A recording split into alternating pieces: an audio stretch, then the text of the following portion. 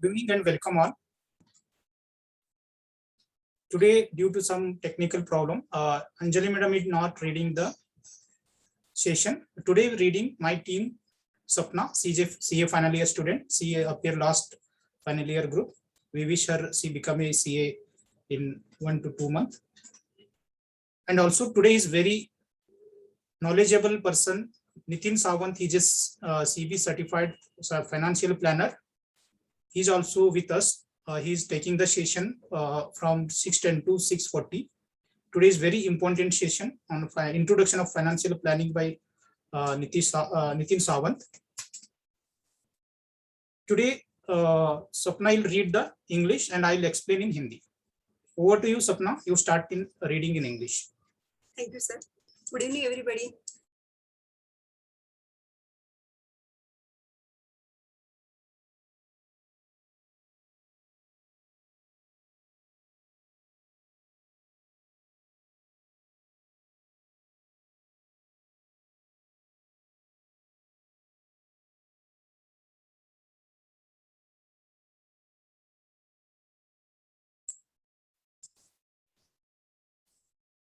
Sorry, now she'll start.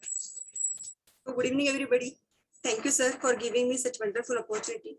So let's begin with our today's very important discussion regarding cash flow and fund flow statement. Cash flow statement is a financial statement and is an integral part of balance sheet and profit and loss account. It starts with opening balance of cash and reaches to closing balance of cash by proceeding through sources and uses. It also helps to understand the liquidity position of the company. Cash flow statement measures the cash inflows and cash outflows during the given period of time. Details of cash position of company helps the company or the financial analyst to plan for short term or long term, and also most importantly helps in analyzing the optimum level of cash and working capital needed in the company. This statement helps to calculate cash from operational activities, investing activities, and financial activities. This is useful in short-term planning. This statement also helps the management to make cash forecast for the near future and how much cash is needed for specific purpose, sources of internal and external issues.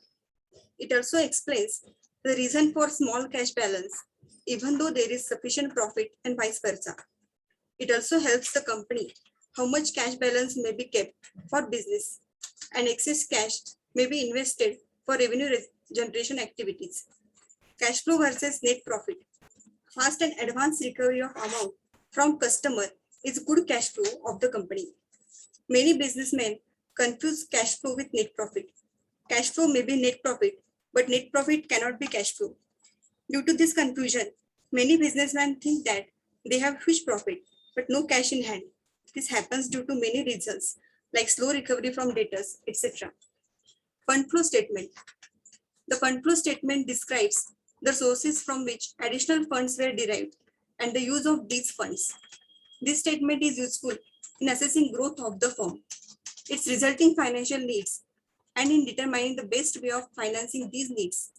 It also discloses the causes for change in assets and liabilities at different point of time.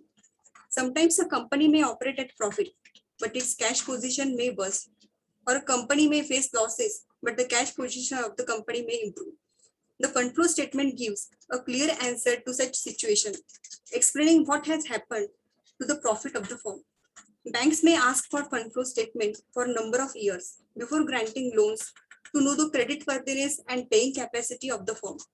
This statement helps the management in deciding its future course of action, and it acts as a control tool for the management. In short, cash flow statement measures the amount of cash required for business spending, and fund flow statement shows the sources and application of funds and the working capital gap. Thank you, sir. Over to you, sir. Thank you, Sapna Madam, for your very nicely reading. Now I am explaining Hindi.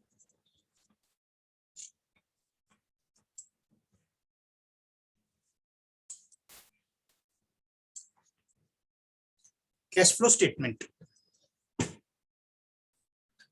Cash flow and fund flow statement. Normal business course में हम लोग profit and loss account, trading account देखा है, profit and loss account भी हम लोग देखा है और बैलेंस शीट भी हम लोग देखा है, बट बहुत सारे कम लोग देखा होगा कैश फ्लो और फंड फ्लो स्टेटमेंट क्या होता है। अकाउंटेंट में भी बहुत कम लोग देखा हुआ है और बिजनेसमैन में भी बहुत सारे कम लोग देखा हुआ है कैश फ्लो और फंड फ्लो स्टेटमेंट क्या होता है, because it is not mandatory. जैसे आपको profit and trading, profit and loss account और बैलेंस शीट मैंडेटरी है आपको इनकम टैक्स रिटर्न फाइल करने के लिए और बाकी बैंक लोन के लिए आपको ये मैंडेटरी है, उसके लिए आप लोग ये कंपलसरी प्रिपेयर करते थे, उसके लिए सबके लिए पता है। बट ये कैश फ्लो स्टेटमेंट और fund flow statement some specific time आपको प्रिपेयर करना पड़ता है।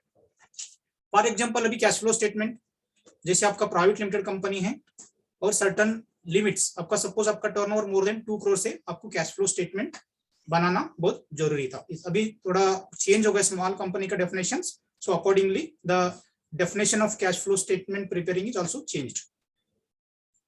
फंड फ्लो स्टेटमेंट, ये आपका इंटरनल आप डॉक्यूमेंट्स बना सकते हैं, आपका जो भी फंड किधर से आया, कैसे एक्सपेंडिचर्स हुआ, ये सब देखने के लिए आपको फंड फ्लो स्टेटमेंट आपको बनाना पड़ता है। हम लोग इन डिटेल में जाएंगे कैश फ्लो स्टेटमेंट और फंड फ्लो स्टेटमेंट क्या होता है। Cash flow statement is the part of financial statement.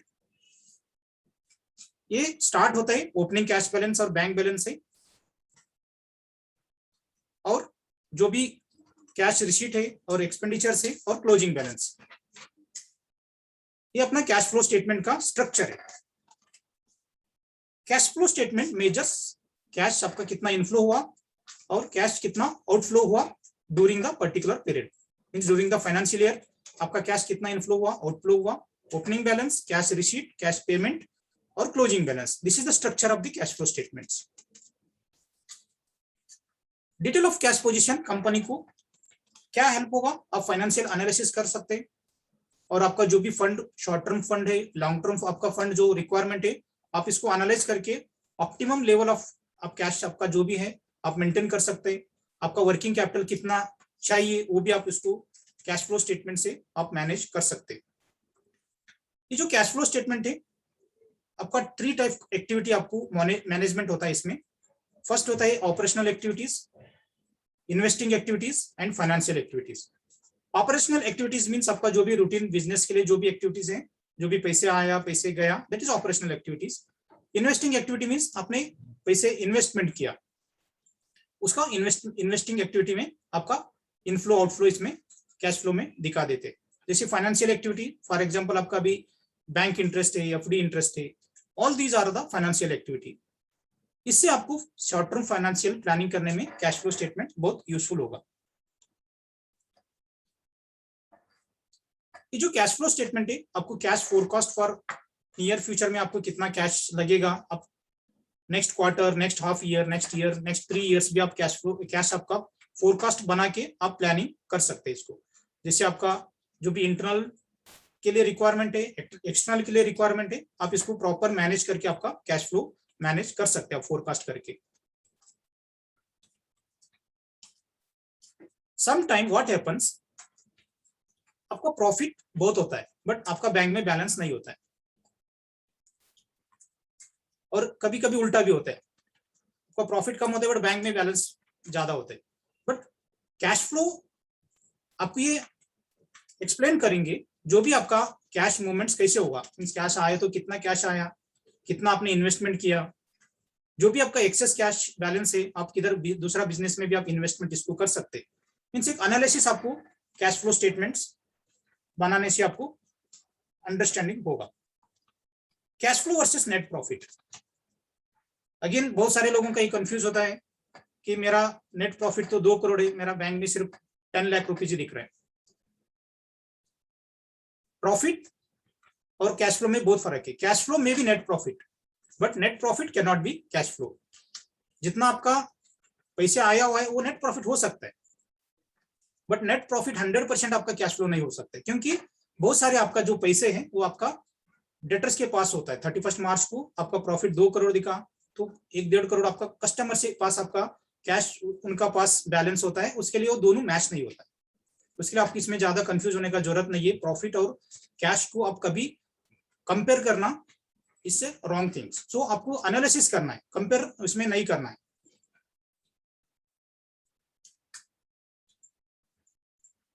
जैसे आपका रिकवरी फास्ट हुआ, जितना आपका रिकवरी फास्ट हुआ आप उतना आपका प्रॉफिट और डेटर्स को आप कैश फ्लो को आप मैनेज कर सकते हैं। The second is fund flow statement. Fund flow statement जो है वो आपका sources from which additional fund आपका कंपनी में आता है और आप वो फंड से आप किधर यूटिलाइजेशन होता है, ये एक्सप्लेनेशन करता है fund flow statement. Fund flow statement आपको बिजनेस ग्रोथ का एनालिसिस करने के लिए भी आपको बहुत फायदा होगा। आपको फाइनेंशियल प्लानिंग करने में भी फंड फ्लो स्टेटमेंट बहुत यूजफुल है। जैसे फंड फ्लो स्टेटमेंट में आपका जो increase in current assets, increase in current liability, decrease in current asset, decrease in current liability, ये सब चीजें फंड फ्लो स्टेटमेंट में आता है। समटाइम फंड फ्लो स्टेटमेंट से आपको ये समझ में आता है आपका कंपनी का प्रॉफिट बहुत होता है बट फाइनेंशियल पोजीशन आपका उतना अच्छा नहीं होता है। कभी कभी आपका लॉस होता है बट आपका रिकवरी अच्छा होता है। उसके लिए आपको ये फंड फ्लो स्टेटमेंट एक्सप्लेनेशन करते हैं the profit and loss is not relevant with your cash flow end fund flow statements. आपका प्रॉफिट है दैट इज अनरियलाइज प्रॉफिट है। जो फंड फ्लो और कैश फ्लो स्टेटमेंट जो बताते हैं वो रियलाइजेशन, आपका जो भी एक्चुअल रियलाइजेशन हुआ उसके बारे में आपको एक्सप्लेनेशन देता है। Fund flow statement gives clear answer to such a situation, explaining what has happened to the profit of the firms. आपका प्रॉफिट किधर किधर यूटिलाइजेशन हुआ है ये भी आपका फंड फ्लो स्टेटमेंट्स एक्सप्लेनेशंस करता है।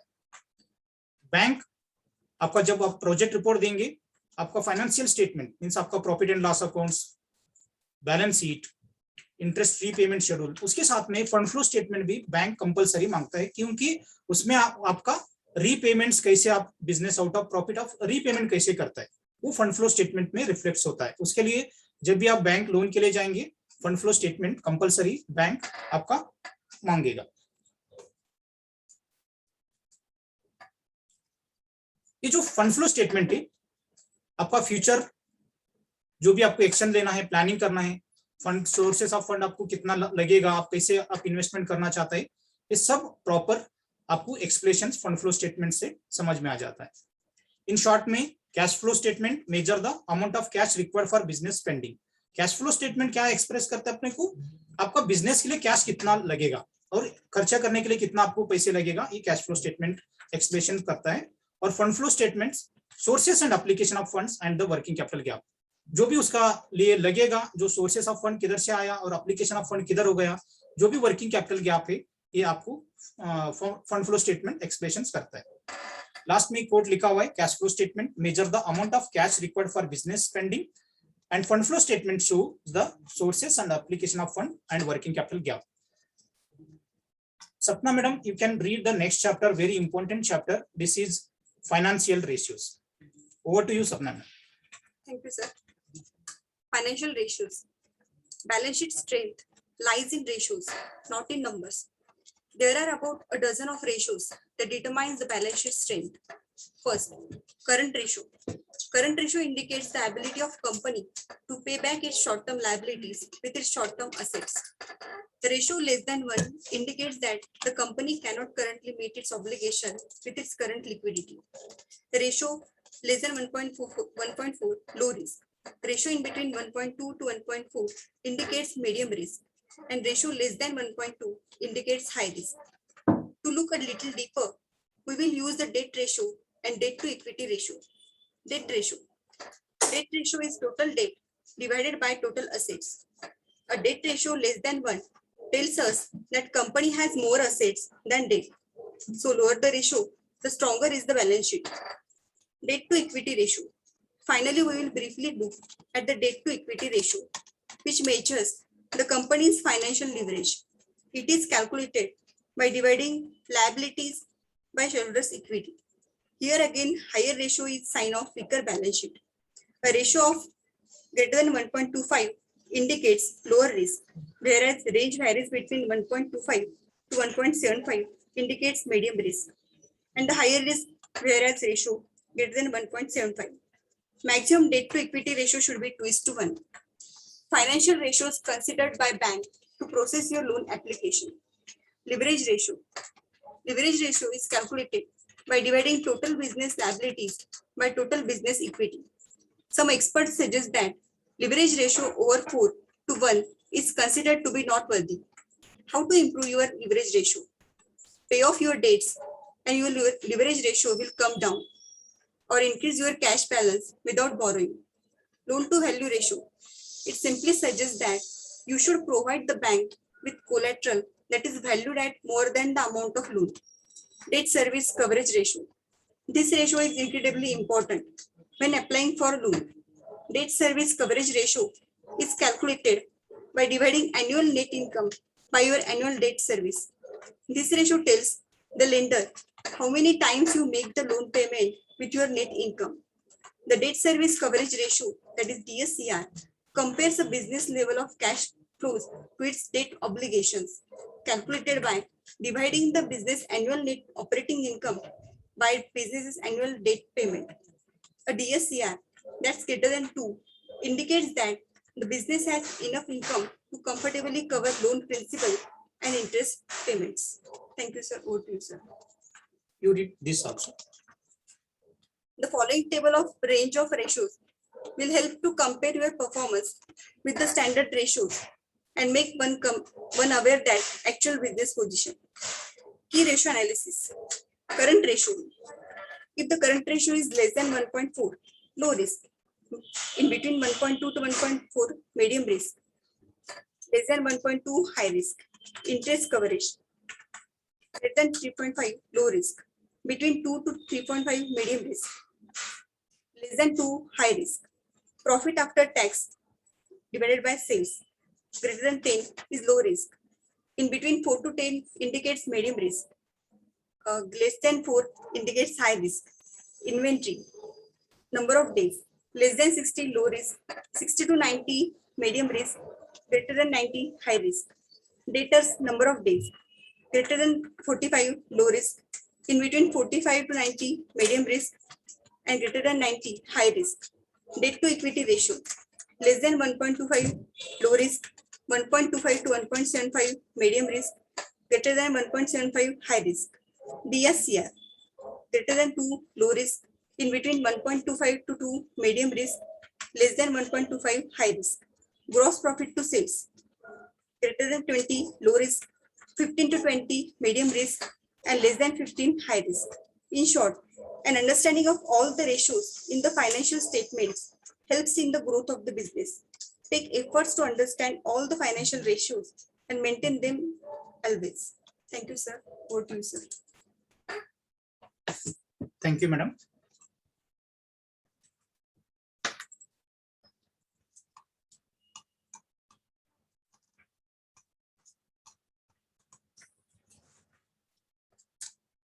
Financial ratios. It's a very important chapter.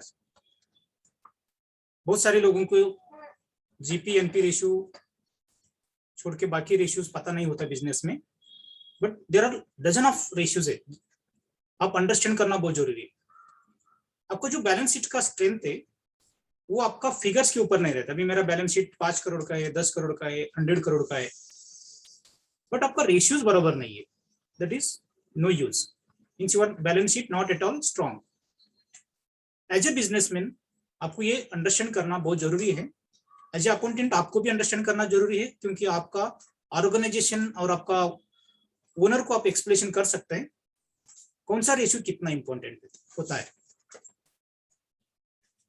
Balance sheet strength always lies in the ratio, not in the number. First हम लोग करंट रेशियो में जाएंगे. There are many ratios. हम लोग कुछ पर्टिकुलर रेशियोज लिया हुआ है जो ज्यादा से ज्यादा इंपॉर्टेंट है. Ratios is very important for analyzing the balance sheet. Current ratios. Current ratio indicate ability of the company to pay back its short-term liability with short-term assets. जो current ratios है, जो भी आपका short-term current liability है, आप उसका कैसे आप repayment करेंगे, ये ratios अपने को explanations करता है. ये ratio suppose इसका formula होता है current assets divided by current liabilities. Current asset में क्या क्या आता है? Sundry debtors, stock and other current assets. Current liability में sundry creditors and other liabilities. Suppose ये ratios है आपका कंपनी का, ये less than 1 है, उस टाइम पे क्या होगा, आपका कंपनी का जो शॉर्ट टर्म फंड है वो रीपेमेंट करने में आपको दिक्कत हो जाएगा.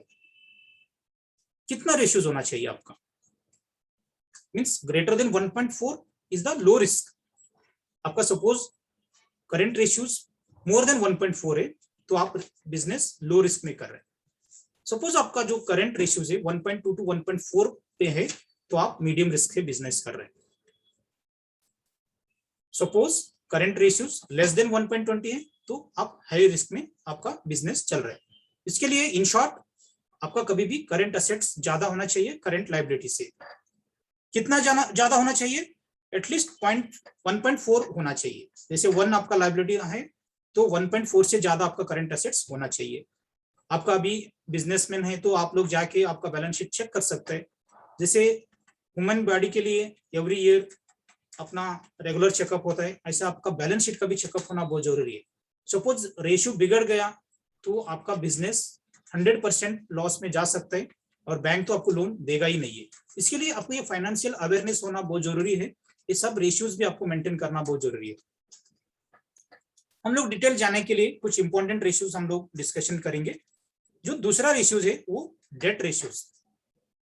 डेट रेशियोज कैसे कैलकुलेशन होता है, total debt divided by total assets.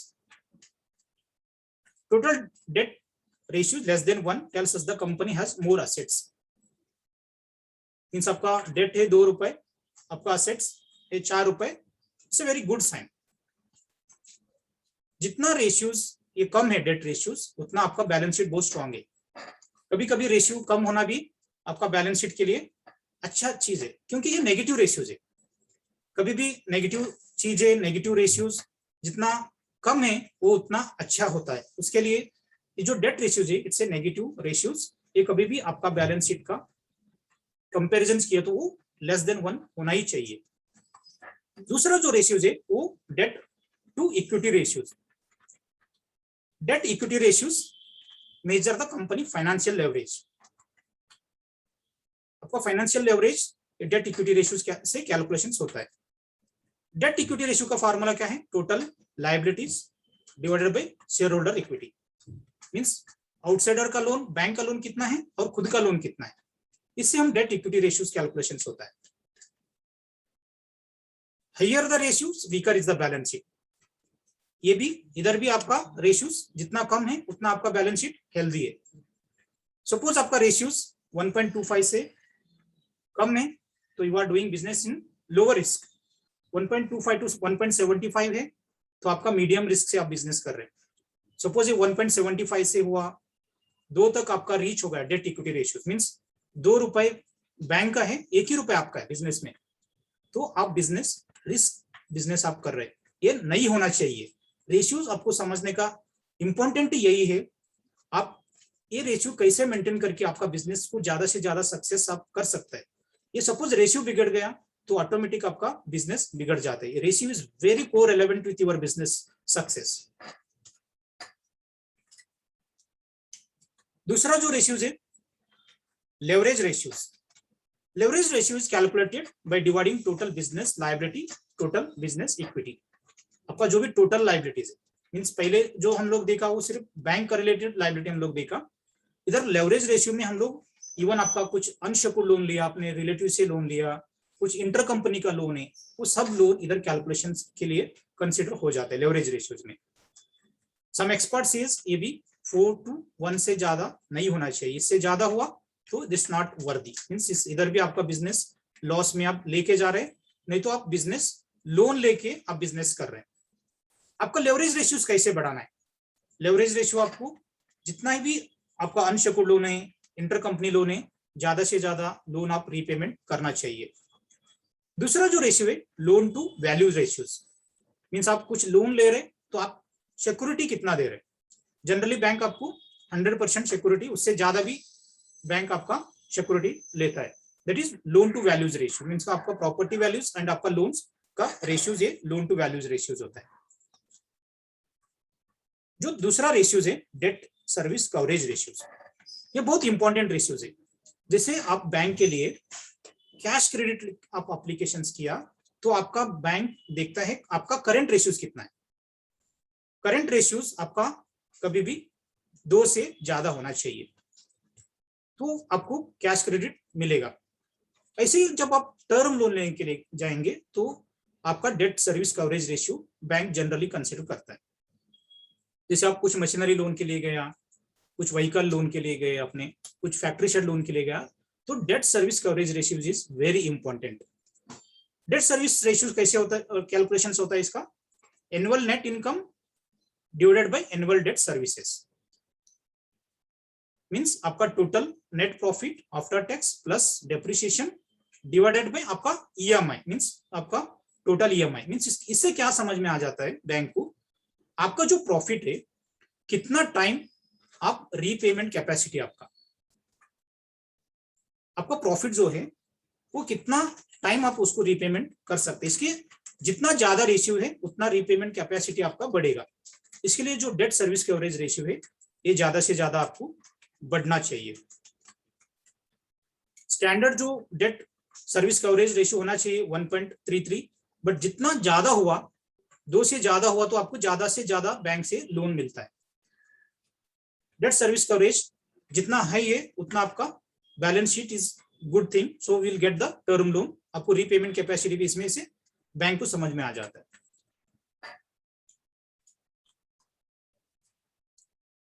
इधर बहुत सारे रेशियोज हैं, हम लोग इसको थोड़ा शॉर्ट में देख लेंगे। फर्स्ट है current ratios, we are already discuss the current ratios. आपका suppose current ratios greater than 1.4 है, आपका लो रिस्क में बिजनेस कर रहे हैं, 1.2 to 1.4 है तो मीडियम रिस्क में आप बिजनेस कर रहे हैं, और लेस देन 1.2 है तो आपका बिजनेस हाई रिस्क है। दूसरा जो रेशियोज है interest coverage ratios. Interest coverage ratio means जैसे हम लोग अभी profit divided by total EMI किया, इससे आप लोग अपने को क्या समझ में आ गया, अपना रीपेमेंट कैपेसिटी समझ में आ गया। जैसे इंटरेस्ट कवरेज रेशियो में आपका प्रॉफिट इंटरेस्ट कितना कवर होता है, इधर भी जितना ज्यादा रेशियोज है उतना आपके लिए अच्छा है। मींस आपका इंटरेस्ट कवरेज रेशियो 3.5 से ज्यादा है तो आप बिजनेस लो रिस्क कर रहे हैं, 2 to 3.5 है तो मीडियम रिस्क, और लेस देन 2 रहा तो आपका हाई रिस्क में आप बिजनेस कर रहे हैं। Profit after tax divided by sales, means बहुत सारे लोगों को जब बिजनेस स्टार्ट करता है तो बहुत सारे लोगों को ये पता नहीं है मेरा बिजनेस का प्रॉफिट कितना होना चाहिए। बहुत सारे लोग कॉम्पिटिशन्स में 2% में भी बिजनेस चालू करते हैं, 3%, 4% में बिजनेस वो करता है, क्योंकि उनको टर्नओवर बढ़ाना है, लोगों को दिखाना है मेरा टर्नओवर 100 करोड़ हुआ, 200 करोड़ हुआ। बट आपको ये देखना है आपका बिजनेस का प्रॉफिट कितना है। आप चाहे 10 करोड़ भी बिजनेस करो, बट आपका प्रॉफिट कितना है वो आपको समझ में लेना बहुत जरूरी है। इधर उसके लिए भी कुछ रेशियोज है, आप ये रेशियो देख लीजिए। जैसे आपका बिजनेस का जो नेट प्रॉफिट रेशियोज है वो 10 से ज्यादा होना चाहिए तो आप लो रिस्क बिजनेस में कर रहे हैं। अभी बहुत सारे हम लोग देखा कि बिजनेस का जो भी लॉकडाउन में बहुत सारे बिजनेस क्लोज हुआ है, रीजन वही है क्योंकि उन्होंने कुछ लिक्विडिटी सेव नहीं किया ड्यू टू नो प्रॉफिट। उन्होंने जब बिजनेस कर रहा था उनके बिजनेस में प्रॉफिट नहीं है, प्रॉफिट नहीं तो उनका सेविंग नहीं है, सेविंग नहीं तो वो बिजनेस में 6 महीने भी उन्होंने सर्वाइव नहीं किया हुआ। उसके लिए आपको एज ए बिजनेसमैन आपको ये देखना है कौन सा भी बिजनेस करना है तो 10% से ज्यादा होना बहुत जरूरी है, तो आप बिजनेस में सक्सेस हो जाता है। सपोज आपका नेट प्रॉफिट 4 to 10% है तो आप मीडियम रिस्क में बिजनेस कर रहे हैं, और 4% से कम है तो आप हाई रिस्क में बिजनेस कर रहे हैं। अभी हम लोग बहुत सारे ट्रेडिंग कंपनी में देखते हैं, जैसे मटेरियल लेके आप ट्रेडिंग एक्टिविटी करते हैं तो उधर वेरी थिन प्रॉफिट रहते हैं, उधर 2-3% प्रॉफिट रहते हैं। उसके लिए आपको क्वांटम ऑफ टर्नओवर आपको बढ़ाना पड़ेगा। थोड़ा भी आपका पैसे किधर अटक गया ट्रेडिंग एक्टिविटी में बहुत आपको फटका बैठ सकते। उसके लिए जो भी बिजनेस आपको करना है प्रॉफिट अच्छा रख के बिजनेस करना बहुत जरूरी है। बहुत सारे लोगों का ये भी क्वेश्चन है अपना इन्वेंट्री कितना होना चाहिए। अभी लास्ट टाइम हम लोग सब एबीसी एनालिसिस सब हमने इन्वेंट्री के बारे में हमने बहुत सारे डिटेल में डिस्कशन किया हुआ है ऑलरेडी। हम लोग इन्वेंट्री आपका मिनिमम 60 डेज का होना चाहिए तो आपका बिजनेस लो रिस्क है। 60 to 90 डेज हुआ मीडियम रिस्क, और 90 डेज से ज्यादा हुआ तो आप बिजनेस रिस्की कर रहे हैं, क्योंकि आपका जो भी पैसे है वो इन्वेंट्री में अटक रहे। तो आप सपोज लोन लेके इन्वेस्टमेंट कर रहे हैं तो आप इंटरेस्ट भी ज्यादा पे कर रहे हैं, उसके लिए आपका प्रॉफिट में भी इम्पैक्ट होगा और आपका बाकी चीजें में उसका लिक्विडिटी का प्रॉब्लम होगा। बहुत सारे लोगों का ये भी क्वेश्चन है मेरा डेटर्स कितना दिन का आउटस्टैंडिंग मैक्सिमम होना चाहिए।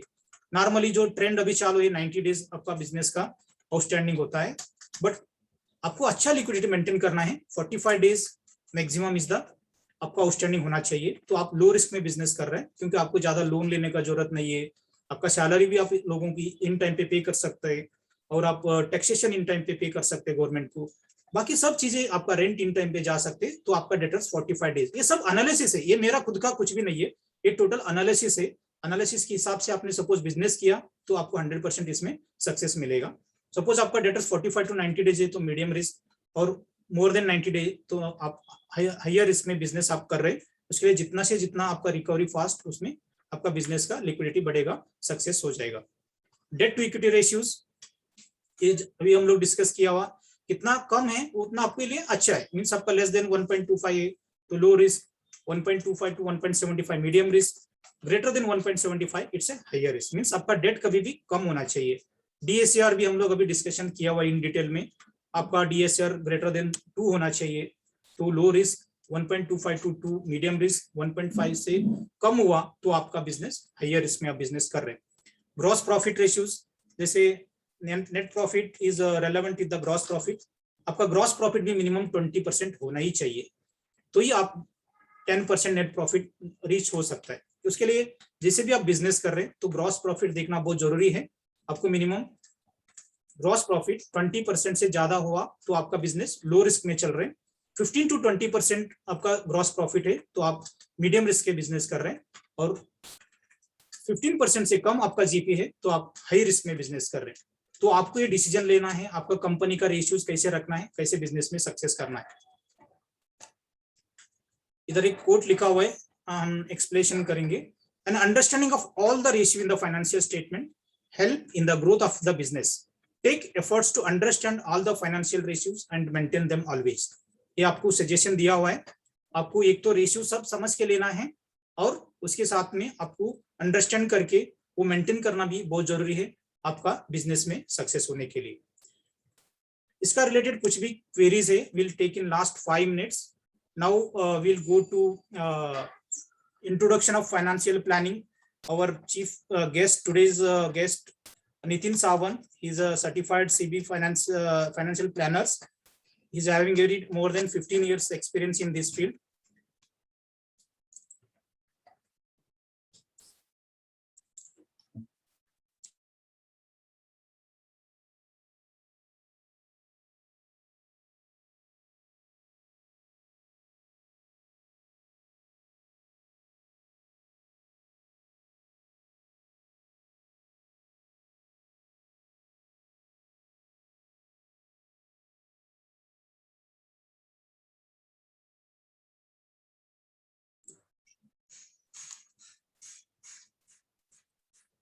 Just a minute, I will make host to Nitin. He will take the session for financial planner.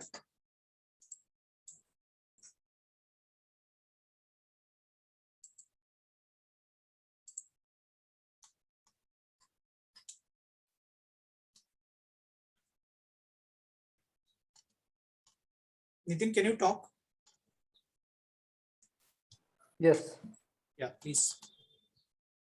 Welcome, Nitin. Today's session, giving your valuable time. Please. Sir, can you start a video? Just a minute.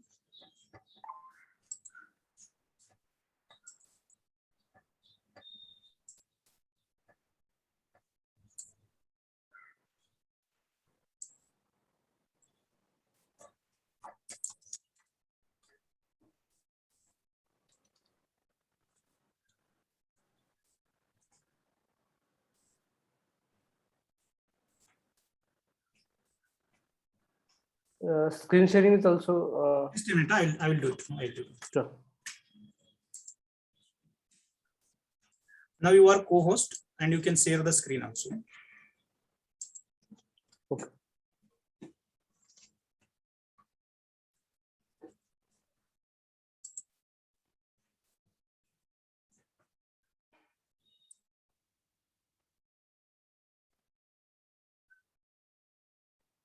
Yes, you are visible. Thank you.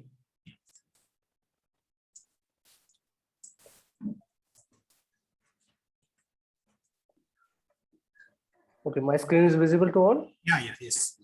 Yes, thank you very much for what a wonderful session by Hanuman sir. Thank you. Okay, so I am Nitin Sawant. I am a SEBI registered investment advisor, and by profession, I am a certified financial planner.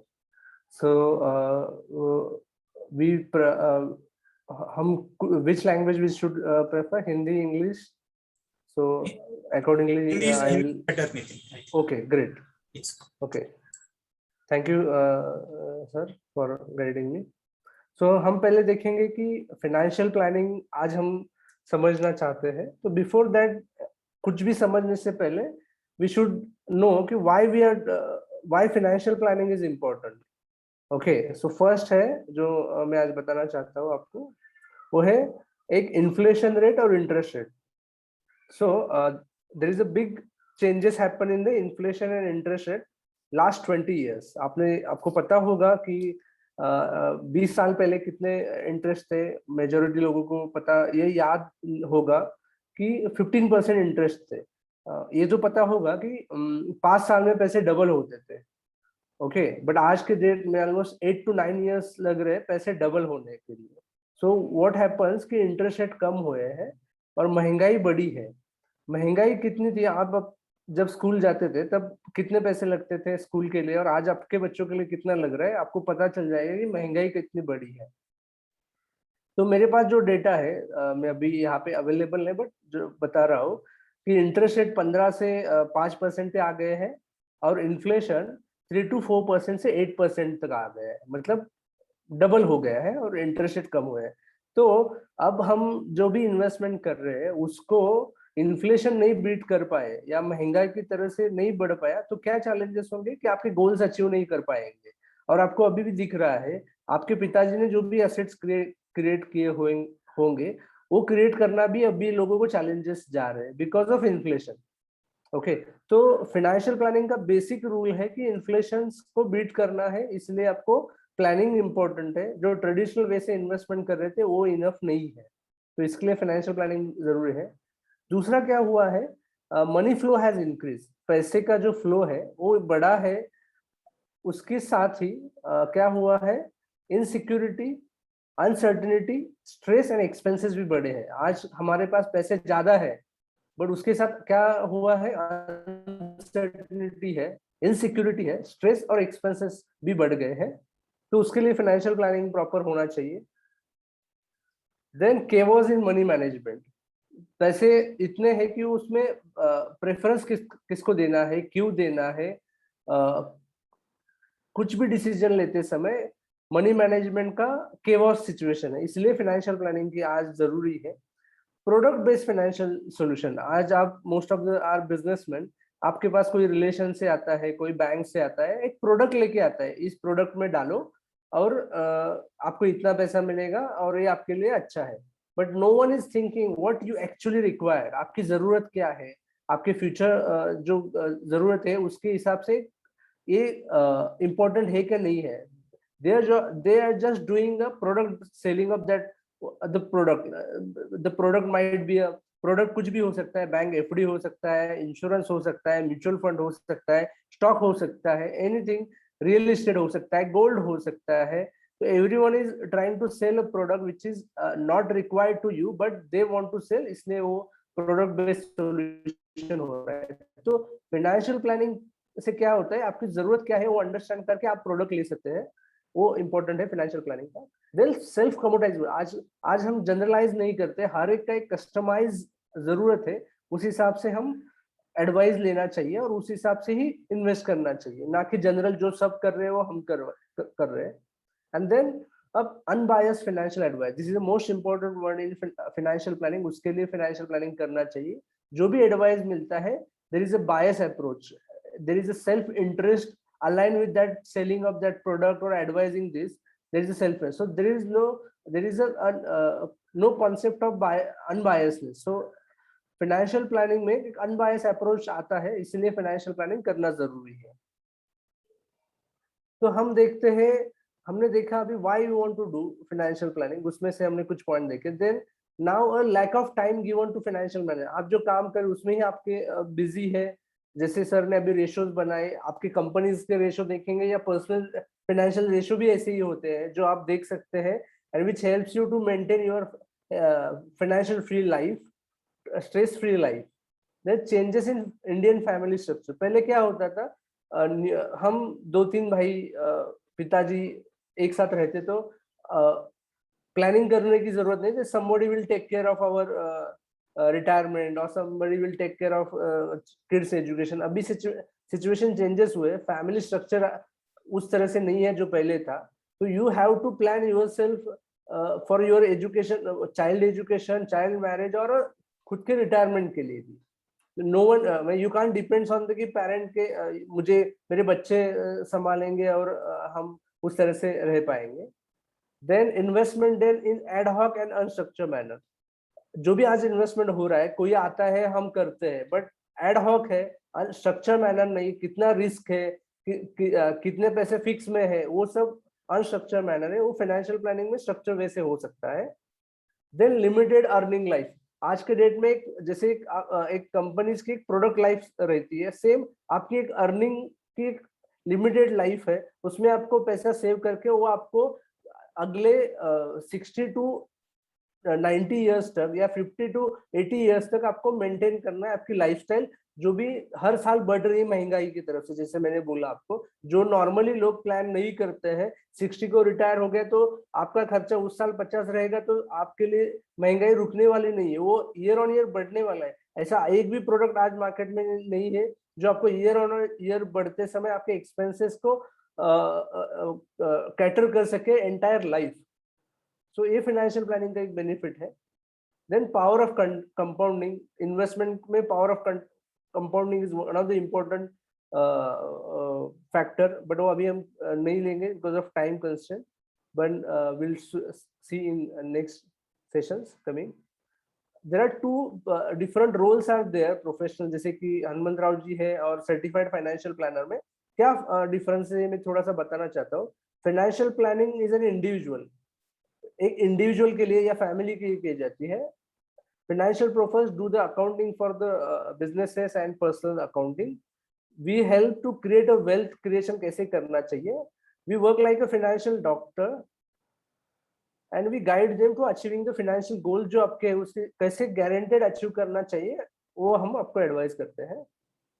Current financial industry किस तरह से है, product market में बनते हैं, life insurance, general insurance, broking, mutual fund, loan distributors. जो cell करने वाले लोग हैं, बैंक से, ब्रोकिंग हाउसेस है, एजेंट्स है, वो आपको प्रोडक्ट उनकी तरफ से लेके आते हैं। As a financial planner, how we work, we understand your requirement and give the best solution which is suitable to you. So we work as a reverse way. So जैसे हेल्थ में एक doctor है और patient है, wealth में भी हम इस तरह से काम करते हैं। We work like a doctor.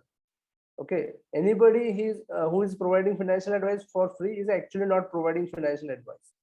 So what is our philosophy? तो पहले हम देखते हैं कि financial planning by definition क्या है। Financial planning एक प्रोसेस है, उसमें आइडेंटिफाई करते हैं हम आपके goals, identifying your goals by defining needs और एस्पिरेशन। तो गोल्स दो प्रकार के रहते हैं, एक जरूरतें और एक aspirations. Then convert them into the quantifiable values. तो आज जरूरत जैसे कि रिटायरमेंट जरूरत है, बच्चों का एजुकेशन जरूरत है, holiday home is a aspiration. तो बच्चों के एजुकेशन का आज जो खर्चा है वो कितना है, उसके क्वांटिफाइबल वैल्यू निकालते हैं। देन उसकी इन्फ्लेशन से आगे जाके कितनी वैल्यू होने वाली है, बिकॉज आप इन्फ्लेशन नॉर्मली कोई भी कंसिडर नहीं करता है, बट आपको करना पड़ेगा बिकॉज इन्फ्लेशन बढ़ रहा है। जैसे मैंने बोला कि आपका एजुकेशन का फीस 1000 रुपीज रहेगा 2000 ईयर में, आज 2020 में वही बच्चों का फीस 1 लाख रुपीज है। जस्ट इमेजिन आफ्टर 20 ईयर्स कितना हो सकता है। तो वो प्लानिंग करना इंपॉर्टेंट है। देन एनालिसिस, जो आपका करंट कैश फ्लो है, ओके, वो अचीव कर पाएगा या नहीं कर पाएगा, तो कितना रिस्क लेना चाहिए कि वो अचीव कर पाए, या कितना कम रिस्क लेके भी हो सकता है क्या, वो आपको डिफाइन करके आपको प्लानिंग में बताना। It's called as a financial planning. Hope you all understanding what I am saying. ये आपको समझ में आ रहा है कि पहले फिर से मैं बताता हूँ पहले हम गोल्स डिफाइन करते हैं। गोल्स में दो प्रकार रहते हैं, एक जरूरत है, एक एस्पिरेशन। दूसरा रहता है उसकी आज की वैल्यू और आगे जाके उसकी इन्फ्लेटेड वैल्यू कितनी हो जाएगी। और अभी आपका कैश फ्लो कैसे एनालिसिस, बिजनेसमैन है तो उसके cash flow ups and downs होते थे, उसके केस में क्या करना चाहिए। सैलरीड आदमी है तो उनके कैश फ्लो किस तरह से रहते हैं। शेयर मार्केट में इन्वेस्ट करना है, एफडी में करना है, डायरेक्ट स्टॉक्स में करना है, या इंटरनेशनल इन्वेस्टमेंट करना है, वो एनालिसिस करके उसकी रिस्क टेकिंग एबिलिटी, आज एज कितना है, उसकी रिस्क टेकिंग एबिलिटी कितना है, ये सब अंडरस्टैंड करके उसको सुटेबल एडवाइस देना is called as a financial plan. आप चार्ट में भी मुझे ये कर सकते हैं if you have any questions and everything after the session. Just okay. So what is our process? How we work? We do financial checkup. पहले हम financial checkup करते हैं कि आपको अभी before getting any advice what exactly situation is this. तो आप भी खुद करते हैं, then data collection करते हैं, then setting a financial goals. Most of the लोगों को goals ही पता नहीं है क्यों इन्वेस्टमेंट कर रहे हैं। द ऑब्जेक्टिव हमेशा सिर्फ पैसे कमाना ये नहीं हो सकता। द पैसे के पीछे एक पर्पस होता है, तो पर्पस और मनी उसका कॉम्बिनेशन करके आपको गोल्स प्लान करने चाहिए। Then current cash flow analysis करके आपकी रिस्क प्रोफाइल टेस्ट लेके आपके एक्सपेक्टेड रिटर्न कितने पैसे से एक गोल आपका अचीव हो सकता है वो आज ही बताना। जैसे हम घर बनाते समय हम आर्किटेक्चर से प्लान निकालते हैं, फिर हम वो एक्शन लेते हैं घर बनाने की, वैसे ही फाइनेंशियल एक्शन लेने से पहले आपके गोल्स, कैश फ्लो कैसे है, ये सब अंडरस्टैंड करके हम वो एक्शन लेते हैं। रीअलाइनमेंट ऑफ फाइनेंशियल, कुछ गोल्स बैठ रहे तो बैठ रहे हैं, नहीं बैठ रहे तो सामने से हम क्लियर बोलते हैं ये गोल्स आपके अचीव नहीं होंगे, तो आप उसको आप कैंसिल कीजिए या पोस्टपोन कीजिए या अर्ली कीजिए। That is called as the realignment of financial goals. Cash flow protection, फिर उसको प्रोटेक्ट करने में क्या चैलेंजेस आ सकते हैं। इंश्योरेंस प्लानिंग, इंश्योरेंस प्लानिंग में क्या हो सकता है, जैसे कि लाइफ इंश्योरेंस, टर्म इंश्योरेंस बराबर है क्या, हेल्थ इंश्योरेंस इनफ है क्या, घर का इंश्योरेंस निकाले क्या, एक्सीडेंटल इंश्योरेंस निकाला है क्या, वो हम एडवाइस करते हैं। Because it is very important, because आप कितना भी वेल्थ क्रिएट करो, प्रॉपर इंश्योरेंसेस नहीं रहेंगे तो वो जो भी आप सेविंग करेंगे वो इंश्योरेंस में खर्चे में जा सकते हैं। देन उसका इम्प्लीमेंटेशन वो बराबर से हो रहा है क्या। There are some insurance policy come under the MWP act, married property women act, तो वहां पे एक टिक से इम्पैक्ट पड़ता है, उसका इम्प्लीमेंटेशन भी बराबर हो गया, हम चेक करते हैं। देन रिवाइज कैश फ्लो, जो भी 100 रुपया आपका इन्वेस्टेबल रह रहा है उसमें से 5 रुपया हम जब इंश्योरेंस के केस में खर्चा करते हैं तो 95 रुपीज जो भी खर्चा रहता है उसका हम एक इन्वेस्टमेंट पोर्टफोलियो बनाते हैं। वो म्यूचुअल फंड में रहता है, स्टॉक्स में रहता है, इंटरनेशनल इक्विटी में रहता है, फिक्स डिपॉजिट्स में रहता है, डेट म्यूचुअल फंड में रहता है, और इम्प्लीमेंटेशन भी उसका हम हेल्प करते हैं आपको करने के लिए, और वो भी डायरेक्ट प्लान में there is no commission charge. And then हर 3 महीने में हम रिव्यू करते हैं जो भी हमने गोल्स प्लान किए थे उसमें क्या आपकी अचीवमेंट हुई है। So this is a way you should do own financial planning also. Whenever you invest, then you definitely get a financial freedom and a wealth creation fruits. एक financial freedom pyramid कैसे होना चाहिए, तो पहले आप हमेशा इमरजेंसी फंड होना चाहिए, आपके पास 6 मंथ का इमरजेंसी फंड होना चाहिए, वो कहाँ पे भी इन्वेस्ट नहीं होना चाहिए। तो आप बैंक में रखिए, लिक्विड फंड में रखिए, आपके पास जरूर होना चाहिए। कोई भी कुछ भी लुभावनी ऑफर आए, you should not do this, तो आपके होना चाहिए। देन आपके पास risk planning, life, health, asset के इंश्योरेंस होने चाहिए, और वो भी बेसिक इंश्योरेंस का which cover not the investment insurance policies. Then goal based planning, जब भी आप इन्वेस्ट करो गोल रख के इन्वेस्ट करो, ऐसे भी मत करो कि जो मुझे ज्यादा पैसे चाहिए इसलिए मैं इन्वेस्ट करता हूँ, बिकॉज ज्यादा पैसे कमाना इज अ फैलेसी, मतलब वो मृगजड़ है, वो किसी को नहीं मिलते हैं। बट आप गोल बेस्ड इन्वेस्टिंग करेंगे तो आपको एक सेटिस्फेक्शन रहेगा कि मेरे गोल्स अचीव हो रहे हैं और मैं जिसके लिए इन्वेस्ट कर रहा हूँ उसी के लिए वो पैसा यूज करूंगा। Then most important the retirement planning. Retirement planning में जस्ट एग्जांपल शेयर करना चाहता हूँ। Let me check the time, we have 10 minutes. आज टेक एन एग्जांपल जो 40 में है और उसका पर डे खाने का 2 वक्त के रोटी का पैसा कितना, एक अप्रोक्सीमेटली अजम करो एक 200 रुपए में लग रहा है हस्बैंड वाइफ को, बच्चों नहीं रहेंगे रिटायरमेंट के लिए, 200 रुपए आज लग रहा है 40 में, हर साल में खर्चा 5 डबल हो रहा है खाने का खर्चा। तो 45 में 400 रुपए होगा, 50 में 800 रुपए होगा, 55 में 1600 रुपए होगा और 60 में 3200 होगा। तो 3,000 रुपए पर डे खाने का खर्चा एज ऑफ 60 हो सकता है विद इन्फ्लेशन ऑफ 7%, 7 to 8%। मैंने फिर से रिपीट करता हूँ, 40 में 200 रुपए खर्च कर रहे हैं पर डे, दो हस्बैंड वाइफ। हम 8 साल में कंसिडर करते हैं 7% इन्फ्लेशन से। 47 में होगा 400, देन 54 में होगा 800 एंड 60 में होगा ऑलमोस्ट 1600 पर डे खाने का, 2 वक्त के रोटी का लग सकता है रिटायरमेंट के लिए। तो आफ्टर 60 हर डे आपको 1600 लगने वाला है। तो साल का जस्ट इमेजिन कैलकुलेट करके कम से कम एक 4 से 5 लाख रुपए सिर्फ खाने का लगने वाला है आपका साल का, इंटू 365 डे किया तो। फिर आपको 85 तक आपको जीना है।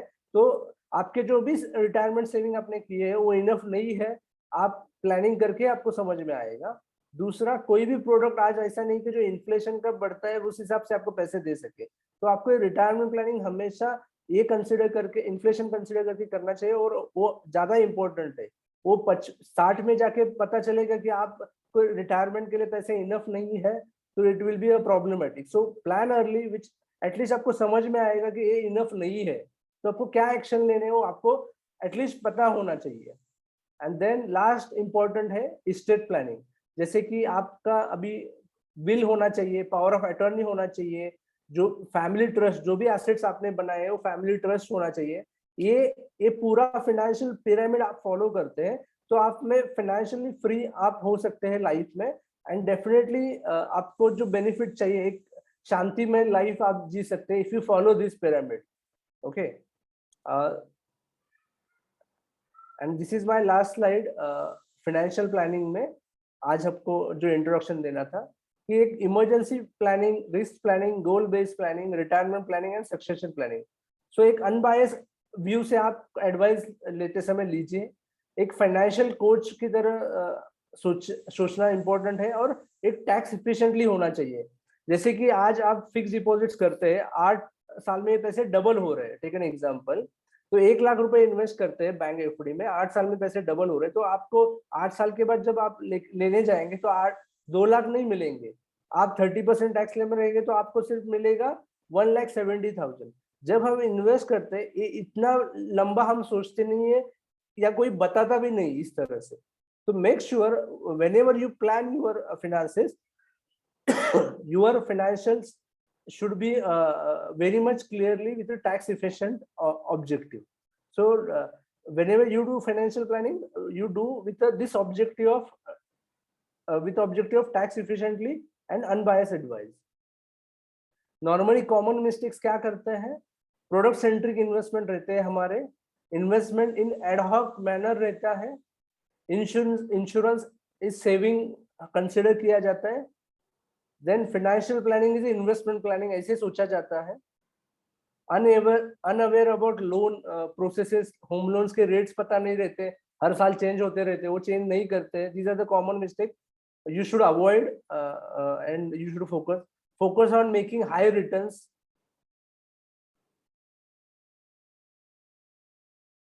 What are the benefits if you offer a financial exclusive benefit? क्या मिलेंगे फाइनेंशियल प्लानिंग के कि आप अवेयर हो जाएंगे और एजुकेट हो जाएंगे फाइनेंशियल मैटर्स के लिए। Increase the probability of achieving goals. आप प्लान नहीं करेंगे ना तो गोल्स अचीव होने की प्रोबेबिलिटी 0 है। आप प्लान करेंगे, रिव्यू करेंगे तो उसकी प्रोबेबिलिटी 99% बढ़ जाती है। Ensure adequate control on cash flow. आज पैसे आ रहे जा रहे, हम बजटिंग नहीं करते, एडिक्वेट कंट्रोल ही नहीं है कैश फ्लो पे। Plan the adequate amount of insurance without wasting excess money. Create a structure investment portfolio in a structure portfolio with appropriate risk. Risk कितना लेके पोर्टफोलियो बनाना चाहिए वो क्लियर नहीं। आज स्टॉक मार्केट अच्छा चल रहा है तो स्टॉक मार्केट में डाल रहे हैं, तो मेक श्योर वो रिस्क चेक करना इंपॉर्टेंट है। Protect yourself from making irrational financial decision. आप फाइनेंशियल प्लानिंग करते हो तो आपके पास एक अनबायस्ड एडवाइजर होता है जो आपको प्रोटेक्ट करता है। कुछ भी आप इर्रेशनल फाइनेंशियल डिसीजन लेते हैं तो उसको पूछ सकते हैं any time. Be a role model, आप अच्छी तरह से इन्वेस्टमेंट करेंगे, प्लानिंग करेंगे तो नेक्स्ट जनरेशन को एक आप गाइड कर सकते हैं। एंड एक सबसे बढ़िया फायदा क्या होगा कि have a develop healthy attitude towards money and have a peace of mind. एक प्लानिंग अप्रोच आप रहेंगे तो एक पैसे को तरफ देखने का एक हेल्दी एटीट्यूड रहेगा और एक पीस ऑफ माइंड आपको मिल सकता है फाइनेंशियल प्लानिंग करने के बाद। तो this is a exclusive benefit.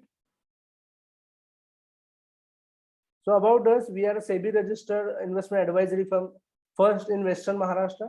We helping more than 320 families since 2008 for achieving financial goals. True unbiased client focused financial planning firm, working on various locations, Pune, Satara, Sangli, working in a process and team which is various department, research and development, back office, para planners and certified financial planners. Thank you. Thanking you. Financial goal planner, Nitin Sawant. Thank you, Nitin. Yes. Very nicely you explained in a short time.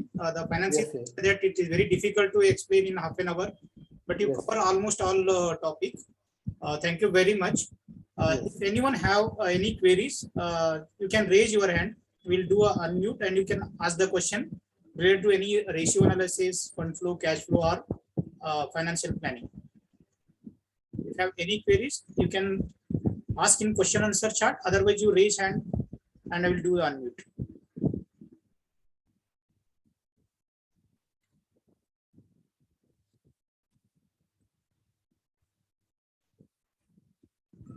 We'll wait for 2 minutes. Otherwise,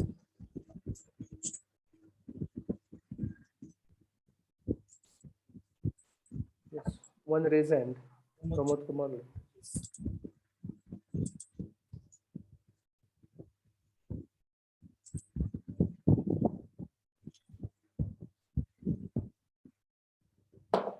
Am I audible, Hanumanji? yes, Pramodji, you are. Good evening, sir. Good evening.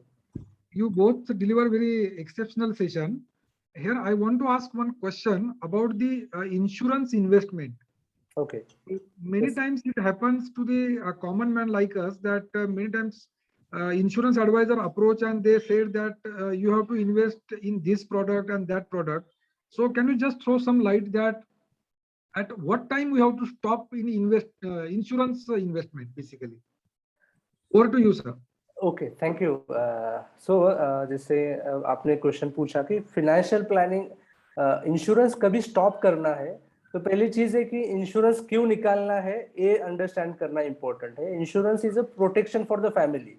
तो आज जब भी आप insurance लेते हैं तो अच्छा insurance cover होना इंपॉर्टेंट है। तो नॉर्मली इंडिया में जो सेल किया जाता है इन्वेस्टमेंट प्लस इंश्योरेंस सेल किया जाता है या एडवाइस किया जाता है। तो उसमें जो रेट ऑफ रिटर्न रहता है वो 4% या 3% नॉर्मली है, उससे ज्यादा नहीं है जो भी इन्वेस्टमेंट वाले प्रोडक्ट है। तो आपका गोल समझो है बच्चों का एजुकेशन करना है और उसके लिए 20 लाख रुपए लगने हैं 10 साल के बाद, और आज आप सेविंग कर रहे हैं तो इन्फ्लेशन एजुकेशन का 8 to 9% चल रहा है और आप 4% से इन्वेस्ट कर रहे हैं इंश्योरेंस में, तो वो इनफ नहीं होगा। तो वहां पे पता चलने से अच्छा you should take a decision right now कि यहाँ पे पैसे डालना हम पॉज करेंगे and what next asset class है वो इन्फ्लेशन से बीट करेगा, वो करना चाहिए। ये पहले आपको एक टर्म इंश्योरेंस अच्छी तरह से निकालना चाहिए आपकी जरूरत के हिसाब से, जो भी आपको क्लेम अच्छा तरह से, and then you can take this decision by stop investing because of that returns are not matching with inflation. तो इन्फ्लेशन देखना जरूरी है जब आप इन्वेस्ट करते हैं वो इंश्योरेंस प्रोडक्ट में। और जैसे मैंने बोला कि insurance is not able to achieve your financial goal because of inflation, मतलब जो रेट ऑफ रिटर्न इंश्योरेंस से मिलता है। Insurance is a good product but investment से मिक्स करना नहीं चाहिए, और वो स्टॉप करना जब आपको पता चलेगा कि इनफ नहीं है उसी दिन आपको स्टॉप करना चाहिए। Hope my Thank you. answer. Yes, sir. Appreciating. Very nice. Thank you. Thank you. Well elaborated, sir. Thank you. Yes. Have any queries? You can raise hand. We have another 2 minutes.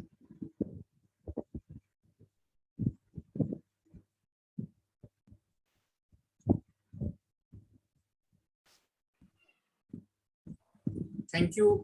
Today is very wonderful sessions, and Sapna also read very good. She is a CA final students.